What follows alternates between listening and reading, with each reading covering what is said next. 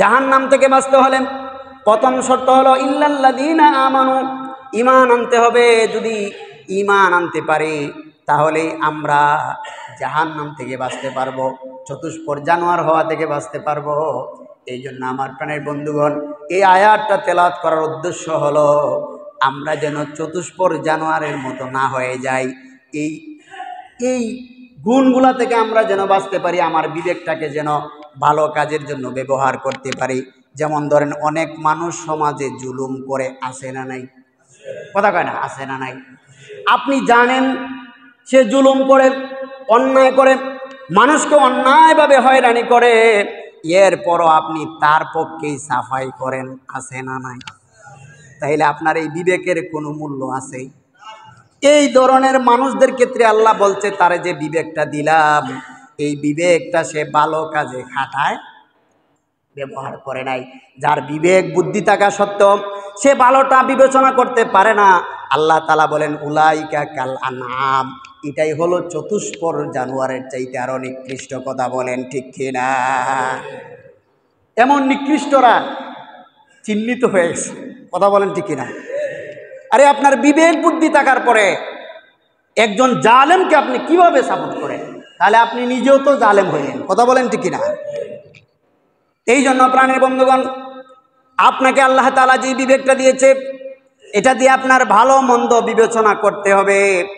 আর যদি আপনি ভালো মন্দ বিবেচনা না করে অন্যায়কারীর পক্ষে যান, তাহলে আল্লাহর ঘোষণা অনুযায়ী আপনি হলেন চতুষ্পদ জানোয়ারের চাইতে নিকৃষ্ট, আপনি হলেন শৈতাল্যপরায়ণ।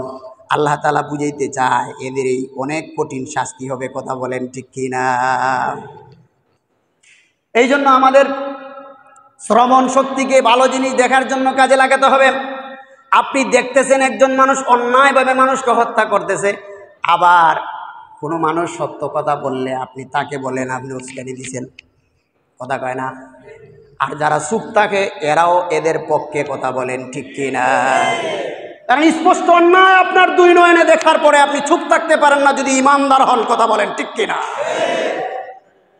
এই জন্য প্রাণের বন্ধুগণ, এই চোখ, এই বিবেক, এই শোনার শ্রবণ শক্তি থাকা সত্ত্বে আপনাকে অন্যায় দেখার পরে চুপ থাকলে আপনি প্রকৃত মুমিনের গণ্ডির ভিতরে আসতে পারেন?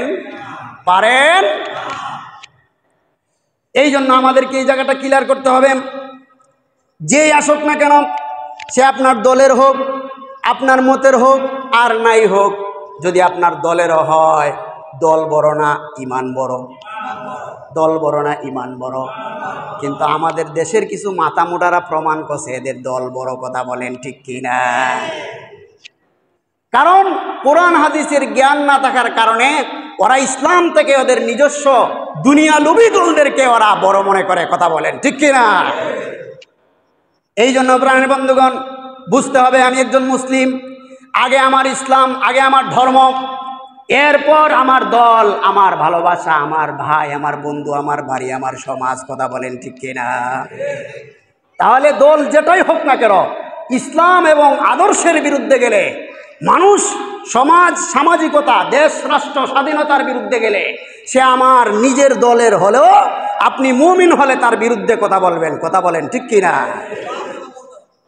এই জন্য আমার বন্ধুগণ, আমাদের এই জায়গাটা ক্লিয়ার করতে হবে। আল্লাহর রাসূল সাল্লাল্লাহু আলাইহি সাল্লামের সাহাবী হযরত উমরে ফারুক রাদিয়াল্লাহু তাআলা আনহুর সময়ে রাষ্ট্রের সকলকে রাষ্ট্রীয় কোষাগার থেকে চাদর বিতরণ করা হলো। এক একটা করে চাদর দেওয়া হয়েছে, সবাই একটা একটা করে পাইছে। হযরত উমর রাদিয়াল্লাহু তাআলা আনহু একটা পাইছেন, তার ছেলে আব্দুল্লাহ একটা পাইছে। উমর রাদিয়াল্লাহু তাআলা আনহু দেখতে বড় মানুষ ছিলেন, দেহটা অনেক বড় ছিল, ওই চাদরে ওনার শরীরটা পুরোপুরি ঢাক ছিল না। ছেলে আব্দুল্লাহ দেখে বলল, বাবা, এক চাদরে তো আপনার হচ্ছে না, আপনি আমার চাদরটাও নিয়ে যান। শুক্রবারে যখন হযরত উমর খুতবা দেওয়ার জন্য মিম্বরে বসলেন, তার গায়ে ছিল দুইটা চাদর। কয়টা? আর রাষ্ট্রের সবাইকে দেওয়া হয়েছে একটা। আল্লাহর রাসূলের একজন সাহাবী, নিম্নমানের, একবারে নিম্নমানের, যার সমাজে কথা বলার মতো, আমাদের সমাজে অনেক মানুষ আছে না, একবারে গরিব, দুর্বল, অসহায়, আমরা তাদেরকে আমাদের চেয়ার টেবিলে আমাদের সমাজে আনতে চাই না, আছে না নাই? এটা ইসলামের শিক্ষা নয়, কথা বলেন ঠিক কিনা? ইসলামের শিক্ষা হলো ধনী গরিব, সাদা কালো, সুন্দর ও সুন্দর, শিক্ষিত ও শিক্ষিত, যদি সে মানুষ হয়, মুমিন হয়, তাহলে সবকে নিয়ে এক দস্তরখানে বসে খাওয়া, কথা বলেন ঠিক কিনা? দস্তরখানি বুঝে না, হুজুরে কি কয় দস্তরখান, তু খাইয়া পায় না, পরে শেষ পর্যন্ত না পাইতে পাইতে বউয়ের উন্নয়ন না দেয়, নাউজুবিল্লাহ কোন, আছে না নাই? অথচ আপনার স্ত্রীর কাপড়টাও পর্দার আড়ালে থাকবে, কথা বলেন ঠিক কিনা? আমার প্রাণের বন্ধুগণ, হযরতে উমর খুতবা দিচ্ছেন, এর মধ্যখান থেকে একজন দুর্বল সাহাবী দাঁড়িয়ে কাউন্টার দিচ্ছে, হে আমিরুল মুমিনিন, আমার একটা প্রশ্ন ছিল। সুবহানাল্লাহ বলেন। আমাদের প্রধানমন্ত্রীর কাছে আমরা যাইমু দূরের কথা, আমাদের নিজের মনের ভাব প্রকাশ করতে গেলে আতিফাতিরও আমাদেরকে আল্লাহর ঘর মসজিদে বাধা দেয়, কথা বলেন ঠিক কিনা? তারা এখন বাধা দেয় আল্লাহর মায়ের দুনিয়ার বাইর, কথা বলেন ঠিক কিনা? আমার প্রাণের বন্ধুগণ, আল্লাহর রাসূলের সাহাবী দাঁড়ায় বলতেছে, হে আমিরুল মুমিনিন, আমার একটা প্রশ্ন ছিল। হযরত ওমর ফারুক বয়ান বন্ধ করে দিলেন, বললেন, বলো তোমার কি আবদার? সাহাবী বলতেছে, আমরা রাষ্ট্রীয় কোষাধ্যক্ষ থেকে আমরা সবাই একটা করে চাদর পাইলাম, কিন্তু আপনি কিভাবে দুইটা চাদর পাইলেন আমায় জানতে চাই। আল্লাহু আকবার বলেন। তাহলে দেখেন, হযরতে ওমর রাদিয়াল্লাহু তাআলা চুপ হয়ে গেলেন। তার ছেলে আব্দুল্লাহ জবাব দিল, ভাইরা, আমার বাবা একটা চাদর পেয়েছে, বাবার শরীরটা ঢাকার জন্য যতটুকু কাপড়ের প্রয়োজন একটা চাদরে ঢাকতে পারে নাই, এই জন্য আমার বাগের চাদরটা আমি আমার বাবাকে দিয়ে দিয়েছি। সুবহানাল্লাহ বলেন। আমার প্রাণের বন্ধুগণ, তাহলে রাষ্ট্রের প্রধানও যদি কোনো অন্যায় করে মনে হয়, যদি আপনার অন্যায়, আপনি স্বাধীন একজন নাগরিক হিসাবে এটা দ্বিধাদ্বন্দ্বে যদি বলতে পারেন, আর কোনো প্রতিবাদ যদি না হয়, তাহলে বুঝলেন ওই রাষ্ট্রে শান্তি আসতে পারে, কথা বলেন ঠিক কিনা? কিন্তু আপনি বলবেন দূরের কথা, যদি বলার ভঙ্গি করেন, আপনার গলা টিপা আয়না করে নিয়ে ডুবাইয়া রাখবো, কথা কোন ঠিক কিনা? এই জন্য এমন স্বৈর সরকারদের যুগে যুগে পতন হইছে, কথা বলেন ঠিক কিনা? এই জন্য কোন জালেমদের পক্ষে মুমিনরা যাইতে পারে, যত প্রতিকূল অবস্থা হোক, তার জীবন মরণ বাজি করে হলেও যতদিন কথা বলতে পারবে জালেমের বিরুদ্ধে বলেই যাবে, কথা বলেন ঠিক কিনা? যাই হোক আমার বন্ধুগণ, এই জন্য আমাদের ইমানের জায়গাটাকে ক্লিয়ার করতে হবে। যারা ইমানদার তারা কোনো অন্যায়কারীর পক্ষে যাইতে, যদি সে তার দলেরও, কথা কয় না, যদি সে তার দলেরও, এই জায়গা ক্লিয়ার করতে হবে। আপনাকে আপনি যেই দল করেন না কেন, আপনার দল প্রধান, আপনার দলের কোনো নেতাকর্মী যদি অন্যায় করে, তার বিরুদ্ধে বলা এটা আপনার ইমানি দায়িত্ব, কথা বলেন ঠিক কিনা? এখন আমরা যারা বিএনপি করি, আমাদেরও দায়িত্ব হবে আমাদের নেতাকর্মীরা যদি কোনো অন্যায় করে তাদের বিরুদ্ধে কথা বলার জন্য, কথা বলেন ঠিক কিনা?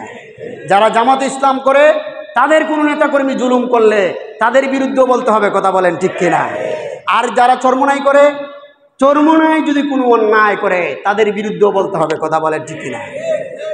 আর যারা অন্য অন্য দল, ইসলামী দল, বিভিন্ন দল, আপনি যেই দল করেন না কেন, যদি সে জুলুমবাজ হয়, জালেমের বিরুদ্ধে মুমিনরা বলবে, কথা বলেন ঠিক কিনা?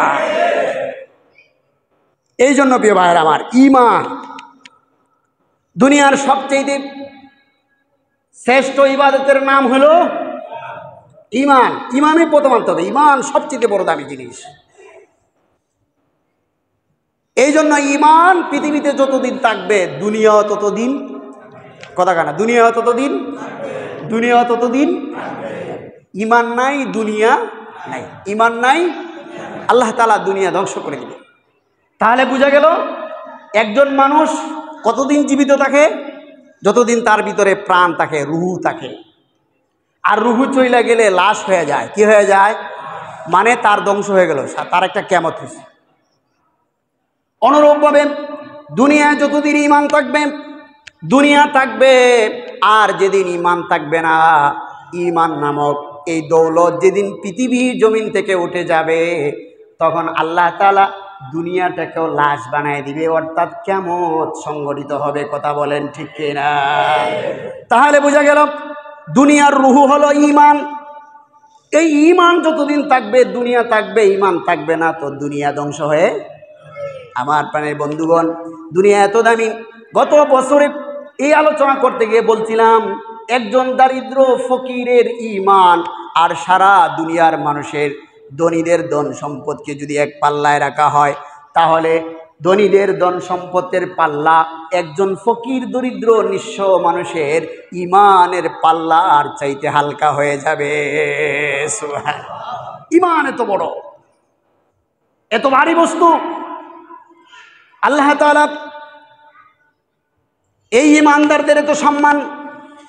পবিত্র কোরআন সূরা তাওবার 111 নম্বর আয়াতে আল্লাহ তাআলা বলেন, ঈমান এত দামি বস্তু যে ঈমানের বিনিময়ে আমি আল্লাহ মুমিনদের জান মাল ক্ষয় করেছি। সুবহানাল্লাহ বলেন। ইন্নাল্লাহা আশতারা মিনাল মুমিনিনা আনফুসাহুম ওয়া আমওয়ালাহুম বিআন্না লাহুমুল জান্নাহ। আল্লাহ তাআলা বলেন, নিশ্চয়ই আমি আল্লাহ তাআলা মুমিনদের জান এবং মাল জান্নাতের বিনিময়ে ক্ষয় করলাম। সুবহানাল্লাহ বলেন। এখানে একটু চিন্তা করার বিষয়, যে বস্তু যার দ্বারা ক্ষয় করা হয় তার তুলনায় সেই বস্তু দামি হয়। কথা বলেন ঠিক কিনা? তো আল্লাহ তাআলা বলতেছেন, হে দুনিয়ার ঈমানদারেরা শোনো, আমি আল্লাহ তাআলা জান্নাতের বিনিময়ে তোমাদের জান এবং মাল ক্ষয় করে নিলাম। তাহলে বোঝা গেল আল্লাহ তাআলা কাছে মুমিনদের জান দামি, এই জন্য আল্লাহ মুমিনদের জান মালের বিনিময়ে জান্নাত মুমিনদেরকে দিয়ে দিছে। সুবহানাল্লাহ বলে। আপনি একটা গাভী কিনবেন, আপনার কাছে গাভীটা দামি, এই জন্য আপনি 1 লক্ষ টাকা দিয়ে গাভী কিনছেন। কথা বলেন ঠিক কিনা? যদি আপনার 1 লক্ষ টাকার মায়া থাকতো তাহলে গাভী কিনতেন? কথা কেনা গাভী কিনতেন? তো আল্লাহ তাআলা বলতেছেন, হে মুমিনরা শোনো, তোমাদের জানমান আমি আল্লাহর কাছে দামি, এই জন্য আমি জান্নাতের বিনিময়ে তোমাদের জান মাল ক্ষয় করে নিলাম। সুবহানাল্লাহ। ঈমানদারদের জান মাল এত দাম। এই জন্য আমার প্রাণের বন্ধুগণ, এই ঈমানকে সংরক্ষণ করার দরকার আছে না নাই? তাহলে ঈমানকে সংরক্ষণ করতে হলে কোনো জালেমের সামনে মাথা নত করা যাবে? বলতে পারেন যে দেশ স্বাধীন হয়েছে এই জন্য মনে হুজুরে কইতেছে। অনেক মানুষ আছে না নাই? এর আগে হুজুররা কয় নাই? কথা কয় না? কয় নাই?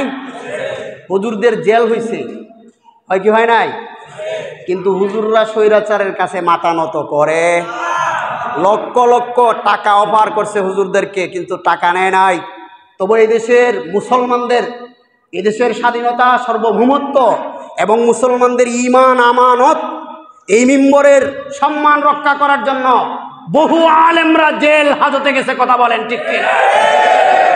তবু স্বৈরাচারের কাছে মাথা নত করে করে আপনাদের মসজিদের ইমাম সাহেব এর আগে বলে নাই?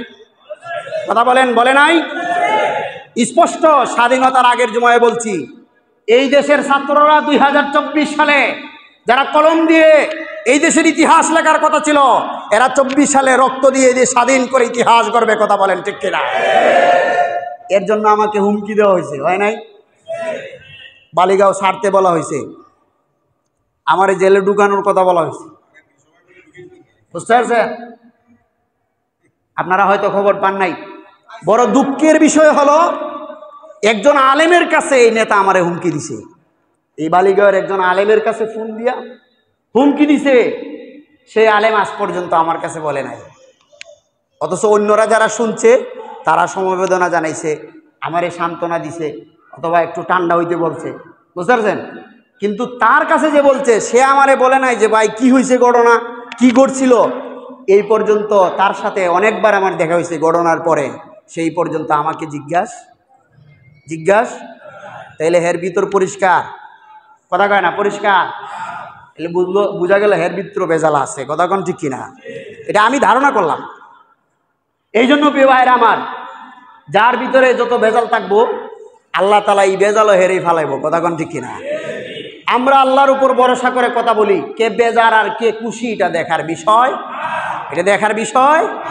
যদি আমার কথা কোরআন হাদিসের মুয়াফিক হয় আপনি মানবেন, না হলে আমাকে জিজ্ঞাসা করবেন এটা কোথায় থেকে বলবেন। এই জন্য প্রিয় ভাইয়েরা আমার, আমাদের সকলকে সব সময় সত্য ন্যায়ের পক্ষে থাকার দরকার আছে না নাই? আর আল্লাহ তাআলার কাছে খাঁটি ঈমান নিয়ে যাওয়ার দরকার আছে না নাই? যদি আপনি ঈমানদার হতে পারেন, আল্লাহ তাআলা আপনাকে কিভাবে মাফ করবেন। ঈমানের কত দাম। হযরত আনাস রাদিয়াল্লাহু তাআলা থেকে বর্ণিত একটি হাদিস, সহিহ হাদিস, এই হাদিসটা বলেই আলোচনা শেষ করব। আল্লাহর নবীর সাহাবী হযরতে আনাস রাদিয়াল্লাহু তাআলা বলেন, আল্লাহর রাসূল সাল্লাল্লাহু আলাইহি সাল্লামের খেদমত করতে এমন একটা ইহুদি ছেলে ছিল। আল্লাহর রাসূলের অনেক সেবা করেছেন। ছেলেটা হঠাৎ করে সংবাদ আসলো ইহুদি ছেলেটা অসুস্থ হয়ে পড়েছে। আল্লাহর রাসূল সাল্লাল্লাহু আলাইহি সাল্লামের কাছে সংবাদ আসার পর আল্লাহর নবী ওই ইহুদি ছেলেটাকে দেখার জন্য তার বাসায় গেলেন। হযরতে আনাস বলে আল্লাহর রাসূল তার মাথার পাশে বসলেন। মাথার পাশে বসে তার মাথার উপর হাত রেখে আল্লাহর নবী বললেন, তুমি তো আমার অনেক সেবা করেছ, আজকে তোমার মুমূর্ষু অবস্থা, তুমি অনেক বেশি অসুস্থ, আমার মনে হয় তুমি বেশি দিন বাঁচবে না। আমার ইচ্ছা হয় তুমি যদি ইসলাম ধর্ম গ্রহণ করো তাহলে আমি বড় খুশি হইতাম। আল্লাহর নবী তাকে ইসলামের দাওয়াত দিলেন। আমার প্রাণের বন্ধুগণ, আল্লাহর নবীর দাওয়াত পেয়ে ছেলের বাবাও তার পিছন দিকে বসা ছিল। ছেলে তার বাবার কাছে মনু সমর্থন চাইতেছে, অনুমতি চাইতেছে। মুহাম্মদ সাল্লাল্লাহু আলাইহি সাল্লাম যে কথা বলছেন আমি কি কথা গ্রহণ করতে পারি? ওই ছেলের বাবা বলল, হে আমার বৎস, হে আমার সন্তান, আমার প্রিয় কলিজার টুকরা আবুল কাসেম, অর্থাৎ মুহাম্মদ সাল্লাল্লাহু আলাইহি সাল্লাম, কাসেমের বাবা আবুল কাসেম যেই কথা, যেই প্রস্তাব তোমার কাছে রেখেছে তুমি ওই প্রস্তাব গ্রহণ করে নাও। সুবহানাল্লাহ। আল্লাহর রাসূল তার বাবা অনুমতি দেওয়ার সাথে সাথে ওই ইহুদি ছেলে আল্লাহর রাসূলের হাত ধরে কালিমায়ে শাহাদাত পড়ে ঈমানের ছায়ার নিচে, ঈমানের পতাকার নিচে চলে আসলো। যখন ছেলে কালিমায়ে শাহাদাত পড়া শেষ হলো, আনাস বলেন আল্লাহর নবী আনন্দ চিত্তে খাট থেকে উঠে গেলেন। আর এই কথা বলতে বলতে বাইর হইলেন, আমার আল্লাহ কত মহান, আমার আল্লাহ গফফার, আমার আল্লাহ কত ক্ষমাশীল। যেই মানুষটা একটু আগেও চতুষ্পর জানোয়ার চাইতে নিকৃষ্ট এবং চিরস্থায়ী জাহান্নামী ছিল, শুধু এই শাহাদাতের বাক্য পাঠ করার কারণে আমার আল্লাহ তাআলা তাকে চিরস্থায়ী জাহান্নামী হওয়া থেকে মুক্তি দিয়ে আল্লাহ তাআলা তাকে জান্নাতি মানুষ হিসাবে কবুল করে নিলেন। সুবহানাল্লাহ। এই জন্য আমার প্রাণের বন্ধুগণ, যারা ঈমানের উপর অবিচল অনড় থাকবে, ইস্তেকামত থাকবে, কোনো সময় কোনো বেঈমানের সাথে আতাত করবে না, সব সময় সত্য এবং ন্যায়ের পক্ষে থাকবে, আল্লাহ তাআলা আজীবন আমরণ তাদের সম্মান ইজ্জত রক্ষা করবে। কথা বলেন ঠিক কিনা? আল্লাহ তাআলা আমাদেরকে ঈমান নিয়ে খাঁটি ঈমানওয়ালা হয়ে, খাঁটি মুমিন হয়ে কবরে যাওয়ার তৌফিক দান করুন। সকলে বলেন আমিন।